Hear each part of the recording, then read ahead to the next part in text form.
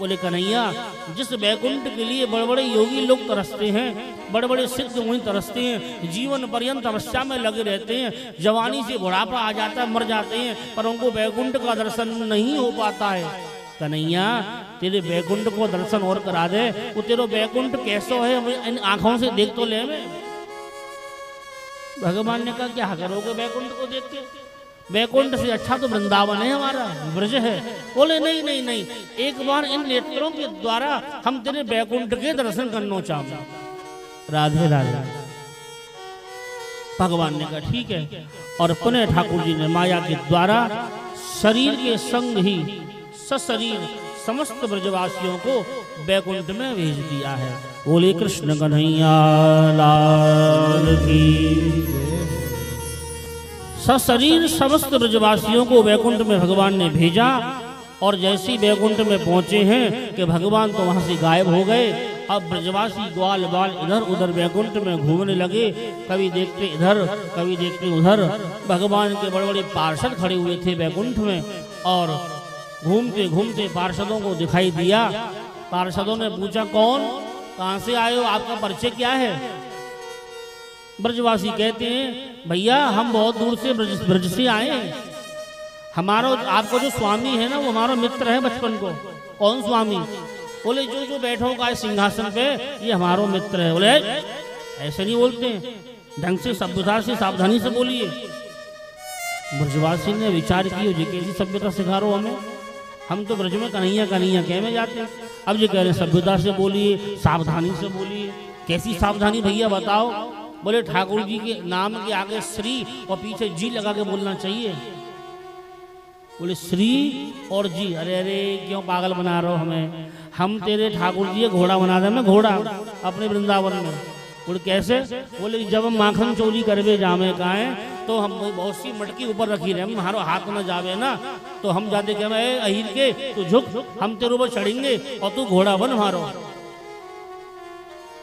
भगवान के पार्षदों ने कहा, जो करते होंगे ब्रज में करते होंगे, यहाँ नहीं, यहाँ तो बड़ी सावधानी से बात करनी पड़ेगी। अच्छा ठीक है। दोपहर भई, इन ब्रजवासियों को भूख लगी और जोर जोर से पेटे बजा बजा के रोवे लगे, भूख लग रही है भूख लग रही है करके। भगवान के पार्षद आए, फिर डांट लगाई, क्यों चिल्ला रहे हो? बोले भैया पार्षद बहुत जोर से भूख लग रही है, पर जो भोजन की व्यवस्था है, बोले ऐसे भोजन नहीं मिलता यहाँ पे। बोले तो? बोले यहाँ अभी ठाकुर जी का भोग आएगा, फिर मंदिर में भोग जाएगा, फिर कम से कम 20 मिनट ठाकुर जी का भोग लगेगा, घंटी बजेगी, तुलसी डलेगी, घंटी बजेगी, और हम स्तुति बोल बाहर बैठेंगे। उसके बाद ये थाली बाहर आएगी। बैठो, बैठ जाइए आप।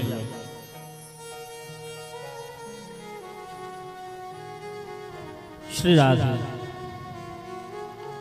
बोले थाली लग के बाहर आएगी, उसके बाद पट्टी बिछेंगी, पंगत लगेगी, फिर भोजन पत्तल लगेंगी, फिर भोजन आएगा, फिर जय जयकार होंगी, फिर जय जयकार के बाद आप भोजन कर सकेंगे। अब तो महाराज इनको सब्र नहीं हुआ। बोले भैया ये कैसो, यहाँ तो बड़े कायदे कानून नियम चलते हैं इसमें बैकुंठ में। बोले ऐसे कायदे कानून हमारे ब्रज में तो चले नहीं। भैया विष्णु पार्षदों, जब अपने घर में ब्रज में हम अपनी मैया के सामने एक बार झूठे को रोए दे में भूख लग रही है, तो वो हमारी मैया हमारे लिए तुरंत भोजन दे देवे।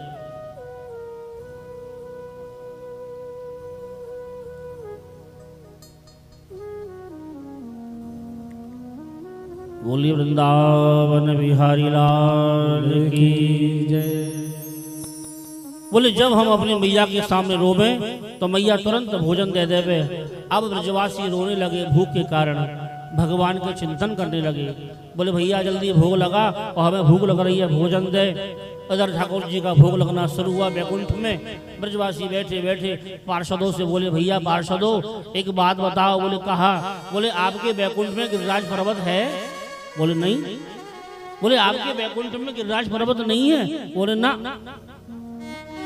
एक दूसरे चर्चा कर बोले अरे यहाँ तो बैकुंठ में गिरिराज पर्वत नहीं है।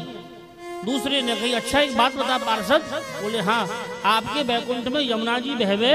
बोले ना यमुना जी भी नहीं है। तीसरे ने कही कदम को पेड़ है, बोले ना यहाँ कदम को पेड़ भी नहीं है। चौथे ने कही अच्छा न तेरे यहाँ कदम को पेड़ है, न यमुना है, ना कोई बंसी बट है, ना गिरिराज पर्वत है, तो काय को बैकुंठ रे तेरो। और महाराज ये समस्त ब्रजवासी अपने ब्रज की याद कर करके रोवे लगे। कालिंद्रीव तथैव नास्ति पुलिनं गोवर्धनो नो गिरी वेणु नास्ति न चास्ति गोपशुखदो बंसी बटाक्षो बटा अस्मिन्नास्ति न कृष्ण केलि विपिनं नो वां गवां चारणं किं कुर्वो मधुसूदनस्य नगरे सर्वे वितूष्णी व्रता। बोले भैया ऐसे बैकुंठ हमको नहीं चाहिए। बोले क्या? कालिंद्रीव तथैव नास्ति पुलिनं, यहाँ यमुना जी नहीं है। गोवर्धनो नो गिरी, यहाँ गिरिराज नहीं है। न गोवर्धन गिरिराज है, न काली है, न यमुना है, न बंसी बट है, या कुछ है ही नहीं। बोले तो क्या है? बोले कुछ नहीं, यहाँ तो शांति से बैठे रहो, बस जाइए बैकुंठ। अब तो महाराज ग्वाल वाल चिल्लाने लगे, रोने लगे। बोले कन्हैया हमको तेरे बैकुंठ नहीं चाहिए, हमको तो हमारे ब्रज में पुनः वापिस भेज दे। और महाराज जब दुखी हो गए ब्रजवासी, भगवान समझ गए ब्रजवासी दुखी होकर रो रहे हैं, ब्रज की याद कर रहे हैं, उसी समय ठाकुर जी ने माया को आदेश दिया, माया तुम ब्रजवासियों को शरीर से जैसे पहुंचा के आई, उनको वापस ब्रजमंडल में ले आओ। भगवान की माया गई और समस्त ब्रजवासियों को माया के द्वारा ब्रज में पुनः ले आई। बोले कृष्ण कन्हैया लाल की। और जैसे ही ब्रज में ब्रजवासी ग्वाल वाल आए और कन्हैया से लिपट गए, एक दूसरे से चिपक गए। बोले कन्हैया, बोले एक बात बोलूं यार। भगवान बोले बोलो भैया ब्रजवासियों। बोले तेरो बैकुंठ बेकार है यार, कोई मतलब को नहीं तेरो बैकुंठ। बोले क्यों? अरे यार बड़े नियम कायदे कानून चले वहां पे, हम तो भूखे मर गए भूखे। सवेरे के गए रंजा यही बाने नन्ना पूजी के रोटी खा ले, पानी पी ले तू, हम तो रोब और झाड़ रहो। अरे हम ब्रजवासी को तो दब्बे वाले हैं, वो तो हमने तेरे बारे कछु कहीं नहीं कि तेरा पार्षद है, नहीं तो वहीं वहाँ को टीटक मंजक कर देते हम अच्छी तरह से। वापस हमने कछु कहीं नहीं। वैसे कन्हैया हमको आज के बाद तेरे बैकुंठ की चाहना नहीं है, हम तेरे बैकुंठ की लालसा भी नहीं करते हैं। बोले वृंदावन धाम सो, वृंदावन धाम को बास भलो, जहाँ पास वहे जमुना महारानी। जो जन नहाय के ध्यान दरे, बैकुंठ मिले तिनको रजधानी।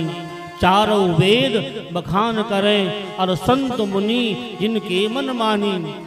जमुना जमदूतन टारत है, भव पार करें श्री राधिका रानी। बोले वृंदावन